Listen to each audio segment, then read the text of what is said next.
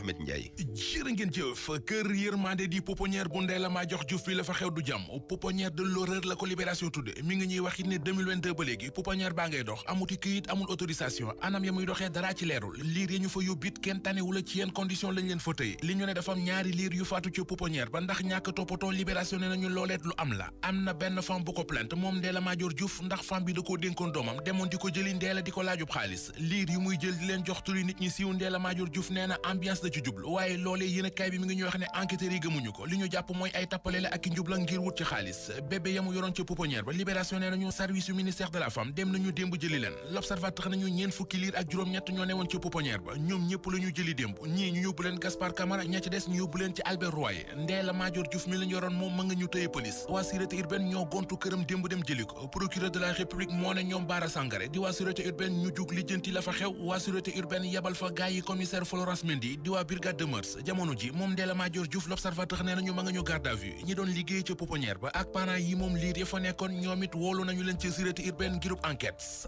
dina kay bind ci xëta mu njëkk ne Ndella Madior Diouf mi ngi ci guuta homicide involontaire lise ko ne nañu bokk na ci li ñu ko jàppe ndax am na ñaari liir yu faatu ca pouponnière boobu di kër yërmande moom borom kër yërmande di Ndella Madior Diouf yéen kay mi ngi ñuy wax it ne ma nga ñu téye te garde à vue te bu ko yoon yërëmul kaso la jëm ñu demaat ci L'Observateur xooli mbir meneen mu garaw mu ma xëyee ci xëta mu njëkk bee bayo benn waay la bu am fanweeri at ak juróom maanaam 35 ans yore benn internat ca jaxaay moom waa ji ma nga ci loxo yoon viol lañu koy tuumaal ndax nee nañu dafa am lu toll ci juróom-ñeenti xale yu jigéen yu mu tëddee ci internat ba ca néegam la leen daan dugal diw leen saafar yegg ci seen kaw ba noppi forcé leen ñu jël ay contraception ngir ñu bañ a biir yéenekaay yi tey politique bari na ci ñu bari ci ñoom xëy nañu ak ñun ci Amadou Ba candidat bu Benno Bokk Yaakaar bi waa këram yi daje woon démb ngir doon ko investir Soleil national bind ne Alliance pour la République di APR investir nañu Amadou Ba président Macky Sall ma teew woon ndajam ay kàddum ci xët mu njëkk journal bi muy wax ne ndam li mi ngi ci suñu kanam ndax xaal nañu yoon yi ba mu leer Moustapha Niass borom AFP ni ñu ci xët mu njëkk journal bi élection présidentielle yi di ñëw dañ ko war a gagner au premier tour njiital parti socialiste di Aminata Mbengue Ndiaye moom it Soleil national nee nañu engagé wu na ngir wàcc ci terrain bi ngir ñu am